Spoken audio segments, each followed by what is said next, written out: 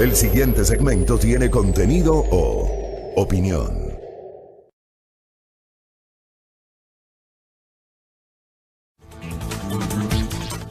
Muy bien, 6 de la mañana con 20 minutos. Gracias por la sintonía, gracias también por los saludos, gracias por la interacción que tenemos por parte de nuestra audiencia.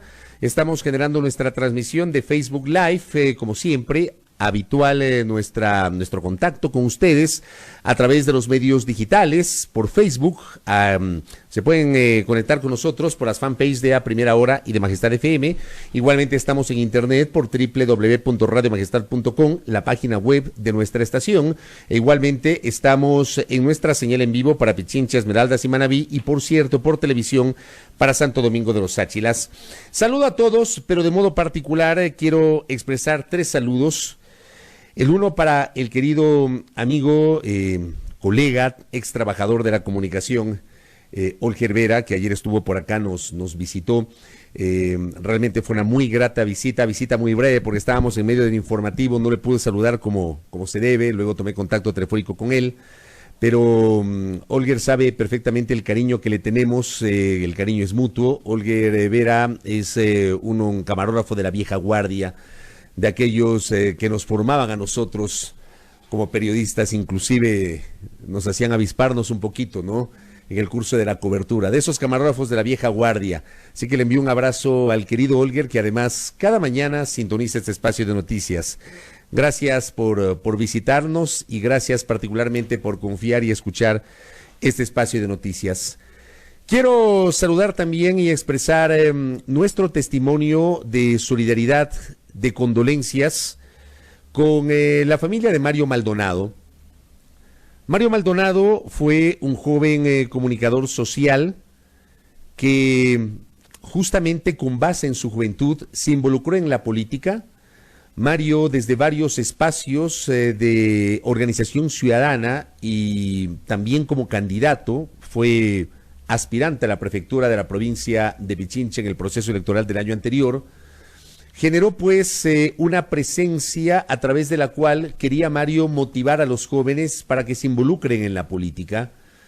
La política no resulta atractiva muchas veces para los jóvenes, los más jóvenes sobre todo, tienen otros intereses, otras inquietudes, otra visión, otros horizontes, buscan otros derroteros. La política como ciencia es espectacular, estudiarla, aprenderla, analizarla, revisar la historia es realmente espectacular, pero claro, el desencanto ciudadano que existe por el manejo de la política por parte de la clase dirigente del país hace que muchos no se motiven, y no fue el caso de Mario Maldonado. Mario, que además como ser humano, como persona muy apreciado por quienes lo conocimos, ayer nos enteramos de la infausta noticia de su fallecimiento prematuro. Complicaciones en su salud durante el inicio del fin de semana provocaron su muerte en el curso de este domingo, así que realmente muy conmovidos, expresamos desde ese espacio de noticias nuestro testimonio de solidaridad, condolencias, abrazo fraterno, mucha fuerza a la familia del querido Mario Maldonado y también a sus más cercanos.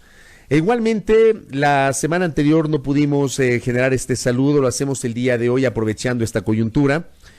La semana anterior falleció el señor Galo Patricio Suaznavas Bermúdez, padre de la colega comunicadora social María Fernanda Suaznavas, con quien en el curso del periodismo y en varios espacios compartimos justamente actividades. Ella en su condición de reportera, de presentadora, quien les habla también como reportero, como presentador. María Fernanda fue también parte de este espacio de noticias en su momento, hace varios años, compartió con nosotros el desarrollo de A Primera Hora.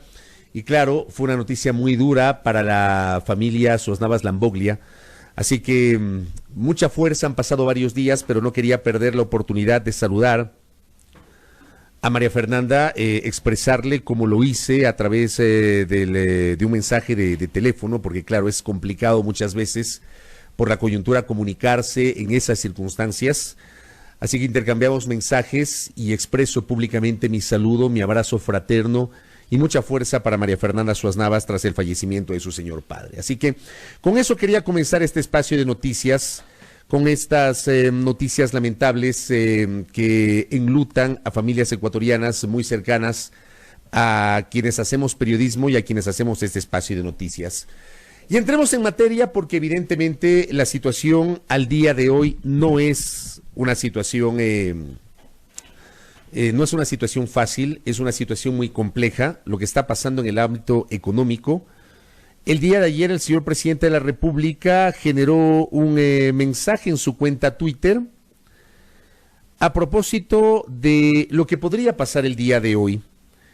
Lenín Moreno Garcés hace 9 horas tuiteó el siguiente mensaje.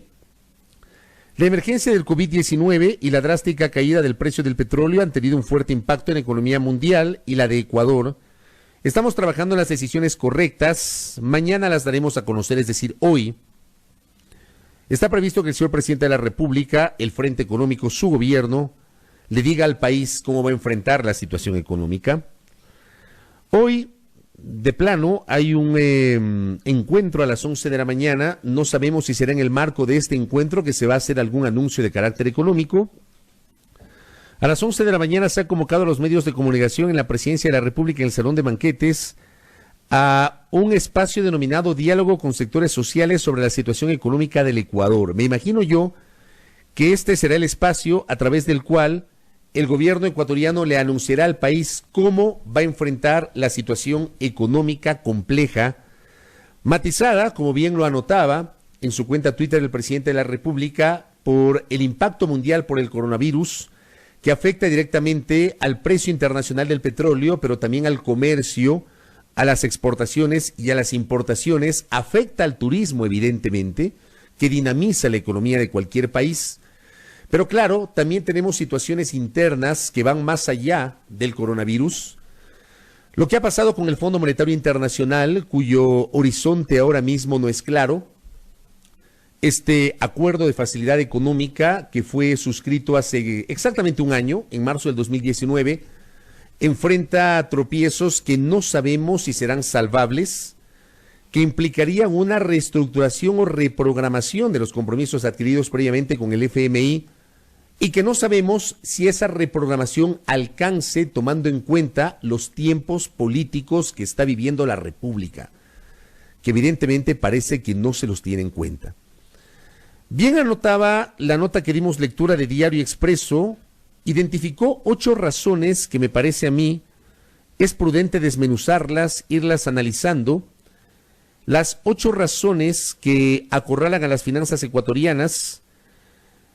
Reportaje escrito por los colegas periodistas Sebastián Angulo y Javier Montenegro, y que da cuenta justamente de las complejidades. Creo que hay que analizarlas. A mí me parece que es un ejercicio periodístico muy interesante y muy real, que grafica lo que ha ocurrido en el país en los últimos tiempos y por qué en este momento, insisto, más allá del comportamiento internacional del precio del petróleo, sobre el que evidentemente el gobierno ecuatoriano no tiene la culpa, más allá del impacto mundial, del impacto planetario del coronavirus, sobre el que evidentemente el gobierno del presidente Moreno no tiene la culpa, pero hay otras decisiones sobre las cuales sí hay una responsabilidad directa del gobierno que lidera Lenín Moreno Garcés. Y vamos a la primera que citaba Expreso, las salidas en falso. El tema de los subsidios. Hemos señalado recurrentemente en este espacio que no ahora, sino desde hace mucho tiempo atrás, los subsidios debieron haber sido revisados de modo de provocar un gran acuerdo nacional, un debate sobre la naturaleza de esos subsidios. Yo coincido plenamente con quienes dicen que los subsidios no son buenos o malos per se. Creo que hay que buscar un justo equilibrio sobre la naturaleza de determinados subsidios. Amigos y amigas, Estados Unidos subsidia su producción agrícola. Y por eso la inconveniencia y los temores de suscribir sin ningún beneficio de inventario un acuerdo comercial con ese país, porque evidentemente hay sectores productivos de Estados Unidos que son protegidos por el Estado, por el gobierno de ese país. Los subsidios no son buenos o malos per se. Lo que hay que analizar es la manera como se han manejado esos subsidios y a quiénes benefician esos recursos que asigna el Estado, que dejan de percibir determinados sectores para beneficiar a otros, que bien podrían pagar el valor real de determinados productos. Y esa es la naturaleza del subsidio a los combustibles. Es un tema que había que ser revisado no ahora, no hace 2, no hace 3 años, sino hace muchos años atrás, a partir de un gran debate nacional que permita llegar a consensos mínimos y que la decisión no sea traumática. Allí hubiese sido importante que se fortalezca esta apuesta generada en los últimos años del cambio de la matriz energética, por ejemplo, a partir de este boom en la construcción de proyectos hidroeléctricos que iban a apuntalar, por un lado, la soberanía energética del país, es decir, que ya nos olvidemos de los apagones y del tema de las barcazas para lograr generación termoeléctrica, o el tema de la compra de energía a Colombia en los tiempos de estiaje en el Ecuador. Felizmente ya pasamos esas épocas, a partir justamente de la construcción de proyectos hidroeléctricos, cuyas expresiones más recordadas, más conocidas, más visibles son Coca-Cola Sinclair, el proyecto Mazar, Sopladora, Manduriacu, entre otros. Y se entendía que a partir de la implementación de estos proyectos, el país iba a comenzar un paulatino proceso de cambio de la matriz energética para justamente empezar a migrar a la utilización de la electricidad y dejar de lado la utilización de los combustibles fósiles. Un proyecto muy interesante era el de las cocinas de inducción. Más allá de lo que se ha dicho, la irregular forma como se lo manejó, que creo yo hay que debatirlo, yo sí creo que desde la concepción era un proyecto muy interesante, que implicaba que podíamos utilizar cocinas eléctricas para dejar el consumo del gas de uso doméstico, a partir, por ejemplo, de beneficios en la factura del consumo de energía eléctrica. Digo, este plan finalmente no cuajó, entre otras cosas, porque hubo campañas de desprestigio respecto de la utilización de las cocinas de inducción, y las cosas hay que llamarlas por su nombre. Y el gas doméstico se sigue utilizando, y el diésel se sigue utilizando. En el Ecuador no hemos tenido una masiva importación de vehículos eléctricos, por ejemplo. Tenemos contadísimos espacios en los cuales hay sectores en los cuales los pocos vehículos eléctricos que circulan en el país pueden cargar combustible, entre comillas. En realidad cargan electricidad y tienen un tiempo de autonomía. Finalmente esto no maduró en el tiempo, y no maduró tampoco la idea de ir pensando en la focalización o eliminación gradual de los subsidios a los combustibles. El gobierno tomó una decisión, creemos nosotros, apresurada, acelerada, como una tabla de salvación frente a la situación económica en octubre, que no la esperaban ni los propios empresarios. Terminó siendo una salida en falso porque 14 días después de la emisión del decreto 883, el señor presidente de la República tuvo que echarse para atrás y emitir el decreto derogatorio. Salidas en falso, como dice Expreso, porque luego de aquello se anunció un proceso de diálogo nacional que no lo hemos visto. Yo no veo un proceso de diálogo nacional a través de lo cual todos los sectores de la sociedad estén involucrados en el debate respecto de la naturaleza de los subsidios y la necesidad de revisar estos recursos que se destinan justamente para mantener los actuales precios del diésel para uso automotriz y de las gasolinas Extra y Ecopaís. Citada esta salida en falso por parte de Expreso. Expreso también cita como segunda razón las reformas sin debate. Y hay que recordar lo que ha pasado en la Asamblea Nacional el año anterior, cuando se envió un proyecto de 400 y pico de artículos para que la Asamblea lo discuta en 30 días, sin entender la naturaleza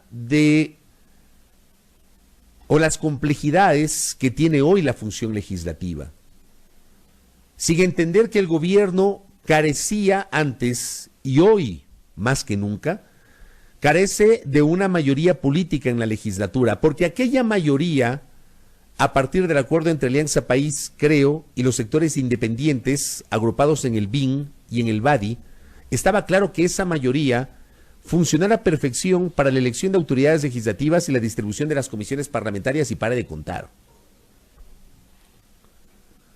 Para el tema de la reforma estructural no funcionó y no iba a funcionar, y pese a ello envían un proyecto de reformas de 400 artículos, que es imposible discutirlo en apenas 30 días. Esa reforma fue rechazada por la Asamblea Nacional con 70 votos.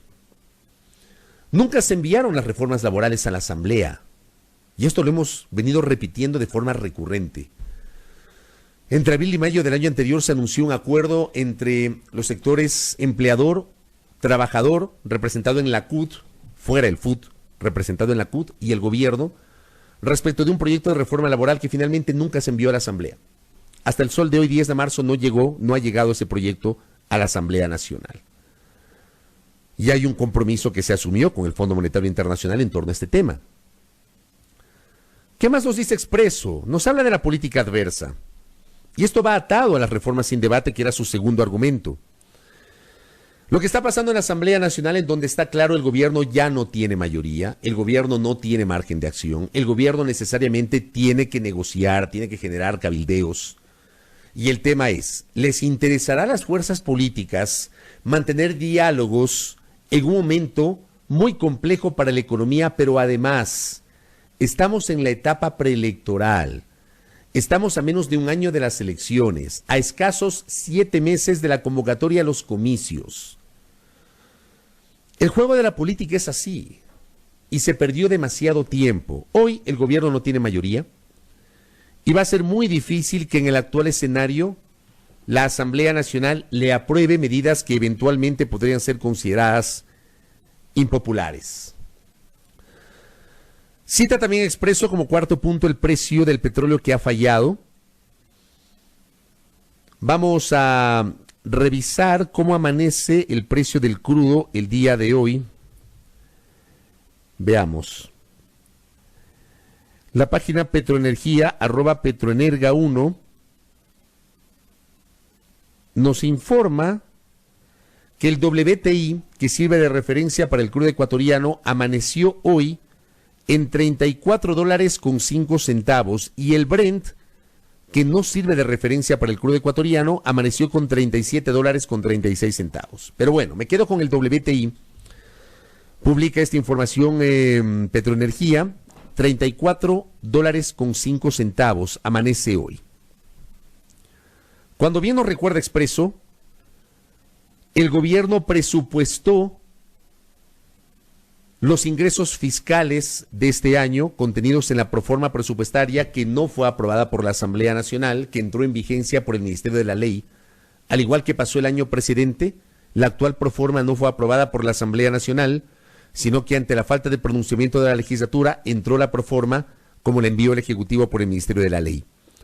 La había presupuestado en $50.30, es decir, a esta hora tenemos $16 menos si comparamos el precio con el que amanece el WTI este día martes.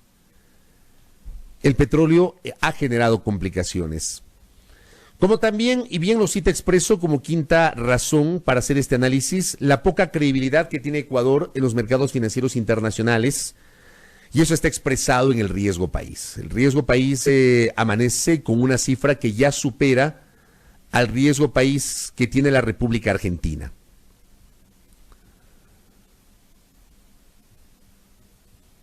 ¿Qué más nos dice Expreso?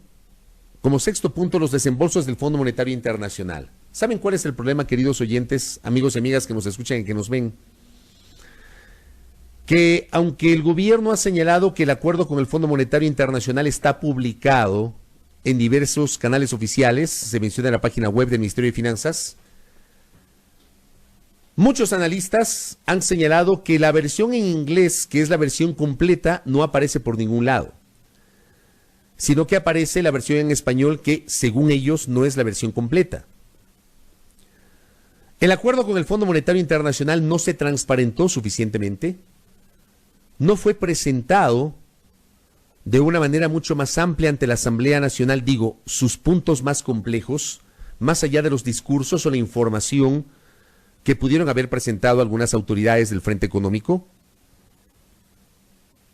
Pero a lo largo de este año de vigencia del acuerdo con el Fondo Monetario Internacional, hemos tenido como ecuatorianos una serie de dudas respecto del contenido de este acuerdo, de los compromisos y además de las condiciones por las cuales el FMI iba a generar esos desembolsos. El golpe de gracia en medio de toda esta coyuntura tan compleja la dio la semana anterior el fondo cuando suspendió la cuarta revisión.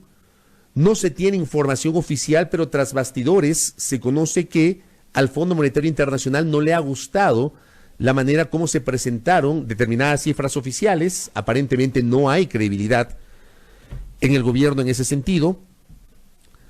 Y está suspendido el desembolso previsto para este mes de 348 millones de dólares.